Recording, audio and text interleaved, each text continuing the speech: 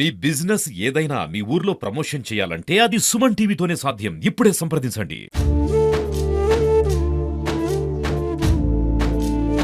మావాడికి phone చేసేసి వాగు ఇక్కడ దాకా వచ్చిందిరా, ఎవరికైనా ఫోన్ చేసి చెప్పు కాపాడని చెప్పిండు. అంతే, అదే వాయిస్ తోనే లోపల కొట్టుకుని వెళ్ళిపోయారు.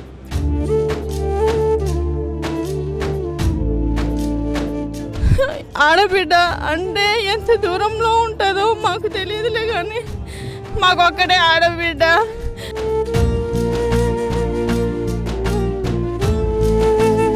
అసలు మా ఊరిలో పుట్టడం మా అదృష్టం. ఈ అమ్మాయి వల్ల మా ఊరికి చాలా పేరు వచ్చింది. చాలా మంచి అమ్మాయి. ఇలాంటి అమ్మాయి భవిష్యత్తులో ఇంకా మనం నెక్స్ట్ తరంలో చూస్తామా లేదనేది కూడా నాకు తెలిసి ఇది ప్రశ్నార్థకమే.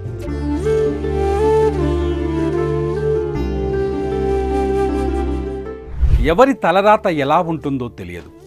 ఎవరి జీవితం ఎప్పుడు ఎటువైపు తిరుగుతుందో తెలియదు.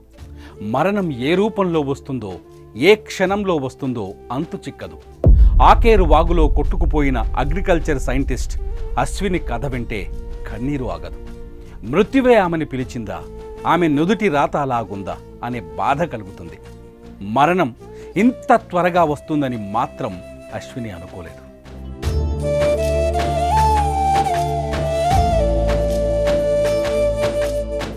ఇంట్లో వాళ్ళు వద్దని చెప్పారు.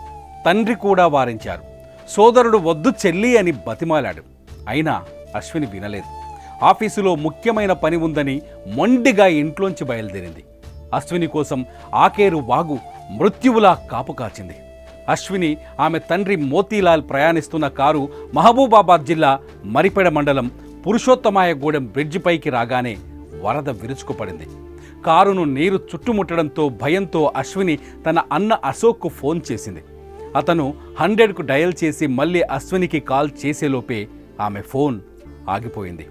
ఫోన్ మాత్రమే కాదు, ఆ క్షణంలో అశ్విని, తండ్రి మోతీలాల్ శ్వాస కూడా ఆగిపోయింది. వాగు అటు సడన్ గా వచ్చేసింది. అక్కడ 3 వాగులు తెగినాయట. అక్కడ నుంచి సడన్ గా వచ్చేసరికి అక్కడే ఇక ఉండిపోయారు. అక్కడ నుంచి సడన్ గా కొట్టేసి నెట్టేసి మావాడికి ఫోన్ చేసేసి వాగు ఇక్కడ దాకా వచ్చిందిరా, ఎవరికైనా ఫోన్ చేసి చెప్పు కాపాడని చెప్పిండు. అంతే, అదే వాయిస్ తోనే లోపల కొట్టుకుని వెళ్ళిపోయారు. అశ్విని స్వగ్రామం గంగారం తండాకు వెళితే ఆ ఊరి ప్రజలు చెప్పే మాటలు వింటే దుఃఖం తన్నుకొస్తుంది. వ్యవసాయం చేస్తున్న తండ్రి పొలంలో కష్టం చేస్తుంటే తట్టుకోలేకపోయింది అశ్విని. తన తండ్రి లాంటి అనేక మంది రైతులకు సాయం చేయాలని కలగనేది. అందుకే అశ్వారావుపేటలోని అగ్రికల్చర్ కాలేజీలో బీఎస్సీ చేసింది. పట్టుబట్టి ఢిల్లీకి వెళ్ళి మరీ పీజీ పీహెచ్డీ పూర్తి చేసింది. ఇప్పుడు రాయగఢ్లోని ఓ విత్తన పరిశోధన సంస్థలో సైంటిస్ట్గా ఉద్యోగం చేస్తోంది.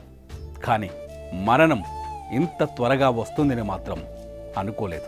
ఇక ఒక మాటలో చెప్పాలంటే మాకు లేదు తను. మాకు ఇప్పుడు ఆడబిడ్డ అంటే ఎంత దూరంలో ఉంటుందో మాకు తెలియదులే, కానీ మాకు ఒక్కడే ఆడబిడ్డ. తనను చూసి చాలామంది ఇన్స్పైర్గా అయ్యి తీసుకోవాలని, బాగా చదవాలనేసి కూడా మా కోరిక. అదే మా చివరి కోరిక. తను ఎక్కడున్నా తను మనశ్శాంతిగా ఉండాలనేసి కోరుకుంటున్నాము. తనను, తన కూతుర్ను మృత్యువు ఒకేసారి కబలిస్తుందని తండ్రి మోతీలాల్ కూడా ఊహించలేదు. తండాలో పుట్టిన తన బిడ్డ దేశం మెచ్చే శాస్త్రవేత్త అవుతుందని కలగనేవాడు. కొత్తగా నిర్మిస్తున్న ఇంటి డోర్కు తన కూతురు నేమ్ బోర్డు పెట్టి ఆ పేరు కింద అగ్రికల్చర్ సైంటిస్ట్ అని చూడాలి అనుకున్నాడు. ఇంటికి పునాది వేశాడు. కూతురు కోసం నేమ్ ప్లేట్ కూడా రెడీ చేశాడు. కానీ అతని కల నెరవేరనే లేదు. ఆకేరు వాగులో తమని జీవితం ఆగిపోతుందని ఆలోచించలేదు. కూతురుతో పాటే తండ్రి మోతీలాల్ కూడా వాగులో కొట్టుకుపోయాడు. చాలా మంచి అమ్మాయి, తెలివిగల అమ్మాయి. ఈ అమ్మాయిని కోల్పోవడం చాలా బాధాకరణం. కాకపోతే ఏంటంటే దేవుడు అనేటివాళ్ళు ఉన్న మంచి వాళ్ళకే చెడు చేస్తారనేది ఇది ఒక నిదర్శనం. ఎందుకంటే దేవుడు తొందరగా మంచి వాళ్ళనే తీసుకెళ్తాడు. అసలు మా ఊరిలో పుట్టడం మా అదృష్టం. ఈ అమ్మాయి వల్ల మా ఊరికి చాలా పేరు వచ్చింది. అమ్మాయి తీసుకున్న గోల్డ్ మెడల్స్ కావచ్చు, పిహెచ్డీ కావచ్చు, అమ్మాయి రాయ్పూర్లో చేసే ఉద్యోగరీత్యా కావచ్చు, తల్లిదండ్రులతో పాటు మాతో పాటు అందరినీ ఒక ఫ్రెండ్లీగా ఉంటూ మాతో చాలా కలిసిమెలిసి ఉండేది. చాలా మంచి అమ్మాయి. ఇలాంటి అమ్మాయి భవిష్యత్తులో ఇంకా మనం నెక్స్ట్ తరంలో చూస్తామా లేదనేది కూడా నాకు తెలిసి ఇది ప్రశ్నార్థకమే. మోతీలాల్ది వ్యవసాయ కుటుంబం. గంగారం తండాలో కష్టపడి బతికిన మనిషిగా గుర్తింపు ఉంది. కొడుకు అశోక్ కుమార్ను, కూతురు అశ్వినిని ఎంతో కష్టపడి చదివించాడు. ప్రభుత్వ హాస్టల్లో ఉంటూ తండ్రికి కష్టం కలగకుండా చదువుకున్నారు. పిల్లలిద్దరికీ ఉద్యోగాలు రావడంతో ఆ తండ్రి ఇప్పుడిప్పుడే సంతోషంగా ఉన్నాడు. కొడుక్కి పెళ్లి సంబంధం రావడంతో గత నెల 29న నిశ్చితార్థం జరిపించాడు. అశ్విని కూడా నిశ్చితార్థానికే వచ్చింది.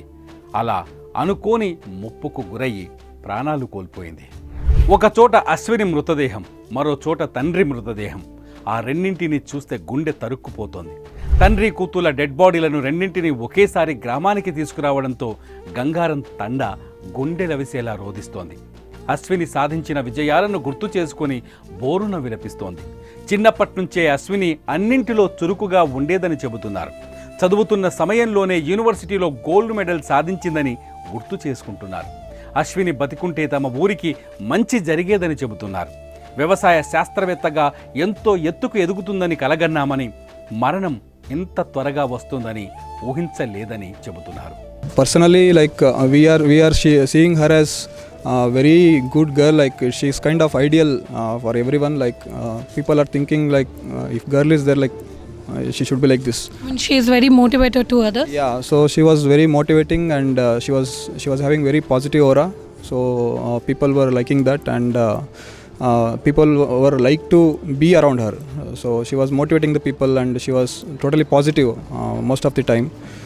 So that's what we always remember about her. So this is very unfortunate event, and we lost one of the maybe one of the greatest future agriculture scientist we lost. So it's very unfortunate, and coming from this very humble background, from here to reaching there, it's not very easy task. Yes.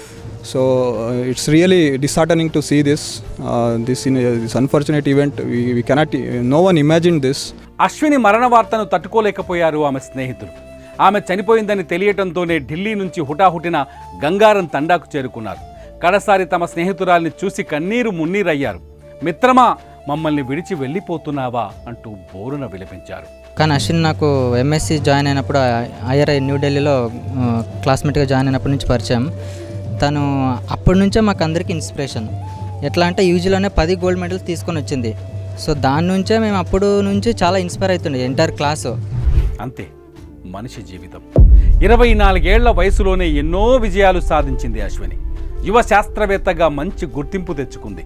చదువులో number 1గా నిలిచింది. ఊళ్ళో number 1గా మారింది. ఆమె విజయాలను చూసి విధి ఓర్వలేకపోయింది. మృత్యువై కాటేసింది. అశ్విని కథను తలుచుకుంటే ఎవరికైనా కన్నీరు వస్తుంది.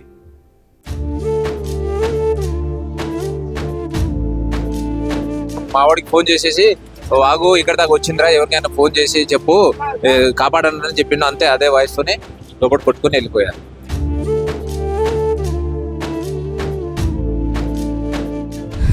ఆడబిడ్డ అంటే ఎంత దూరంలో ఉంటుందో మాకు తెలియదులే, కానీ మాకు ఒక్కడే ఆడబిడ్డ.